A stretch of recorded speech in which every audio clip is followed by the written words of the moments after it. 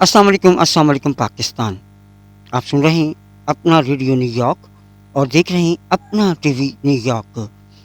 Programme में जनाब आज आपके लिए लेकर आए हम शब बारात की हकीकत।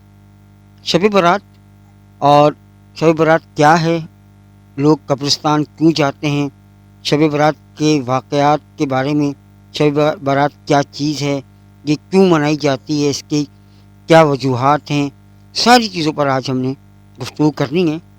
और इस गुफ्तगू में हमारे साथ मजहबी स्कॉलर नजम खान, जो कि जिन्हें आप अक्सर इस चैनल पर सुनते भी रहें और देखते भी रहें, हमारे साथ मौजूद होते हैं। वो भी आज हमारे साथ मौजूद हैं। नजम खान, अस्सलामु अलैकुम। वालेकुम अस्सलाम वरहमतुल्लाहि वबरकातुह। नजम, ये बताइएगा शब बारात क्या है, इसकी हकीकत क्या है और ये क्यों मनाई जाती है? नहमदुहु व नुसल्ली व नुसल्लिमु अला रसूलिल करीम। अम्मा बअदु फअऊज़ु बिल्लाहि मिनश शैतानिर रजीम। बिस्मिल्लाहिर रहमानिर रहीम। अल्लाहुम्मा सल्लि अला सय्यिदिना व मौलाना मुहम्मदिन व अला आलि सय्यिदिना मुहम्मदिन व बारिक व सल्लिम।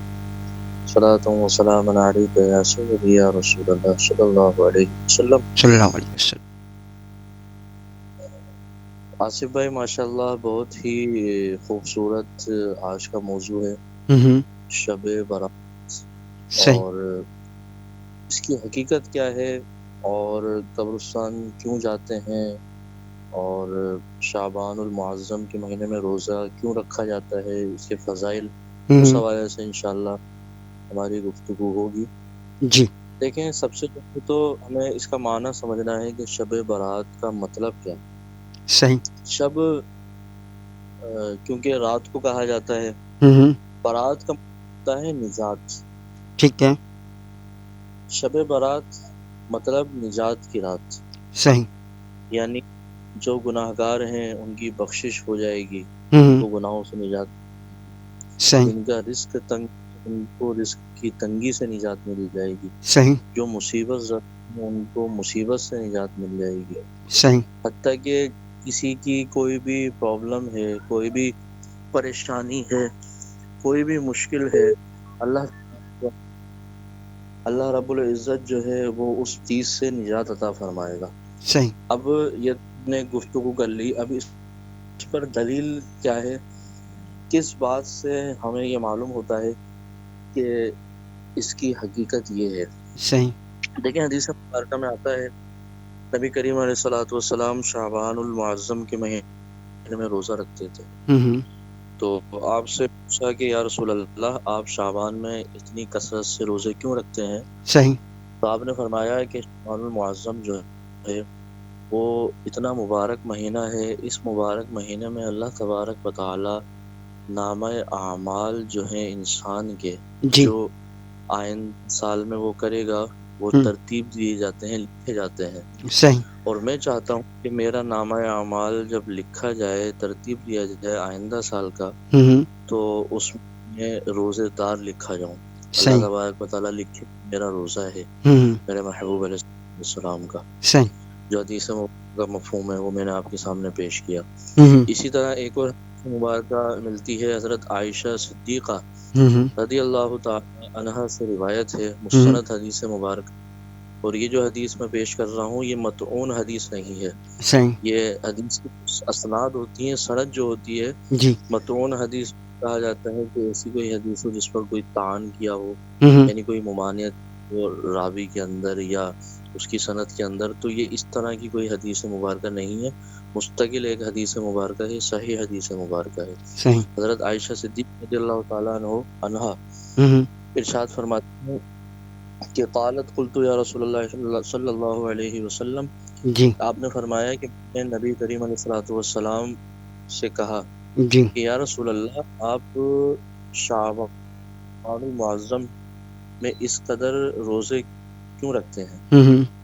तो करीम अलैहिस्सलातु वस्सलाम ने फरमाया कि ए आयशा, अल्लाह तबारक व तआला इस महीने में, इस महीने की जो रात है 15वीं शब, आपने बाकायदा वाज़ेह ये अल्फाज फरमाया, 15वीं शब निस्फ शाब, یعنی یہی 15ویں جو شب ہے نصف شعبان، یہ صحیح جو رات ہے اس شعبان ہمارے اعمال ترتیب دیتا ہے کہ آئندہ سال کیا ہونے والا ہے اور کون دنیا سے جائے گا اور کون دنیا میں آئے گا. صحیح تو میں یہ چاہتا ہوں کہ عائشہ، میں یہ چاہتا ہوں کہ جب میری موت کا وقت لکھا جائے تو جی اس وقت میں روزے سے واہ میں کیا صائم روزہ رکھنے والا ہوں. تو اس وجہ سے آپ روزے کی کثرت کیا کرتے تھے. اور ایک اور روایت ملتا ہے کہ شعبان المعظم کے روزوں کی فضیلت رمضان المکرم کے جو روزے ہیں اس کے بعد شعبان کے جو مہینہ ہے اس کے روزے کی فضیلت ہے. صحیح کیونکہ شعبان کی جو فضیلت ہے وہ رمضان کی وجہ سے ہے، صحیح کیونکہ رمضان جو مبارک مہینہ ہمارے درمیان آنے والا ہے اس کی برکت شعبان المعظم کو اتنی فضیلت حاصل ہے کیونکہ صحیح رمضان کے سب سے زیادہ قریب ہوتا ہے. صحیح اچھا، یہ بات ہو گئی روزے رکھنے کے حوالے سے اور 15ویں شعبان کے حوالے سے. اب ہم گفتگو کرتے ہیں کہ شب برات کی حقیقت کیا ہے، اچھا ہمیں کیوں منانا چاہیے اور اس کے لیے ہمیں قبرستان کیوں جانا چاہیے. صحیح میں ایک سے مبارکہ پیش کرتا ہوں، اس کا حوالہ دے رہا ہوں ترمذی شریف صحیح ستہ کی جو کتب ہیں 6 کتب، اس کے اندر یہ کتاب موجود ہے صحیح ترمذی شریف. صحیح ٹھیک ہے، اس کے اندر یہ حدیث مبارکہ موجود ہے. امام ترمذی رحمۃ اللہ تعالی علیہ نے الگ سے ایک پورا باب باندھا ہے اچھا شعبان معظم کی نصف رات کے حوالے سے. صحیح آپ اگر مطالعہ کریں یا جو ہمارے ویورز لسنرز جو دیکھنا چاہیں مطالعہ کرنا چاہیں ترمذی شریف کو آپ اور اس میں یہ باقاعدہ ایک الگ سے باب موجود ہے کہ نصف شعبان کی جو رات ہے باب جی کا ٹائٹل ہی رکھا گیا ہے صحیح کہ اس رات کے حوالے سے. صحیح ٹھیک ہے، اس کے اندر یہ حدیث مبارکہ موجود ہے حضرت عائشہ صدیقہ رضی اللہ تعالی عنہا سے روایت ہے. جی آپ کہتے ہیں کہ ایک مرتبہ نصف شعبان کی رات یہی 15ویں شب نبی کریم علیہ الصلوۃ والسلام میرے ساتھ تشریف فرما تھے صحیح بستر پر. تو جب میری آنکھ لگی تو میں دیکھتی ہوں کچھ دیر بعد جب آنکھ کھلتی ہے تو سرکار علیہ الصلوۃ والسلام بستر پر موجود نہیں ہوتے. صحیح تو آپ تھوڑی سی ظاہر انسانی تقاضا ہے، آپ پریشان ہوئی اور بستر سے اور جیسے ہی کمرے سے آپ باہر تشریف لائیں تو آپ جنت البقیع کی طرف تشریف لے گئیں. اچھا وہاں دیکھا نبی علیہ الصلوۃ والسلام جنت البقیع میں موجود ہیں، بقیع کا جو قبرستان ہے آج بھی پاک میں موجود ہے. صحیح اور جو ہمارے حاجی صاحبان زائرین جاتے ہیں عمرے پر حج کرنے کے لیے دیکھا ہے. اور الحمدللہ اس ناچیز کو بھی یہ سعادت حاصل ہے کہ جب عمرے پر میرا جانا ہوا تو میں نے بقیع مبارک بھی جانا ہوا جنت البقیع میں. اچھا اور سرکار علیہ السلام کی روزے کی زیارت نصیب ہوئی. تو روزہ مبارک کے چند قدم کے فاصلے پر ہی یہ جنت البقیع ہے، قبرستان جو ہے. صحیح وہاں پر عائشہ صدیقہ رضی اللہ تعالی عنہا فرماتی ہیں کہ میں گئی اور میں نے دیکھا کہ نبی کریم علیہ الصلوۃ والسلام وہاں موجود ہیں. اور میں جب وہاں حاضر ہوئی آپ کی بارگاہ میں تو کریم علیہ الصلوۃ والسلام نے فرمایا کہ اے عائشہ کہ کیا تم نے یہ گمان کیا جی کہ اللہ اور اس کے رسول نے آپ کے ساتھ خیانت کی. اچھا جملہ سنیے نا، کیا آپ نے گمان کیا کہ اللہ اور اس کے رسول نے آپ کے ساتھ خیانت کی، غلط کیا. صحیح اب یہ کس طرف اشارہ ہے؟ یہ اس طرف اشارہ ہے کہ باری کے حساب سے ظاہر نبی پاک علیہ الصلوۃ والسلام کی اور بھی ازواج طاہرات طیبات رہیں.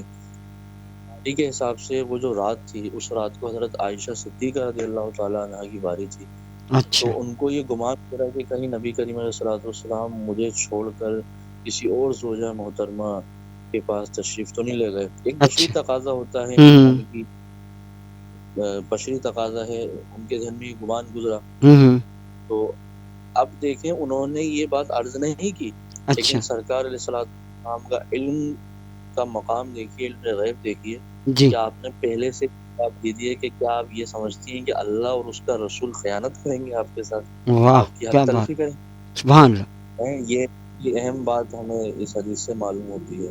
صحیح. پہلی تو یہ بات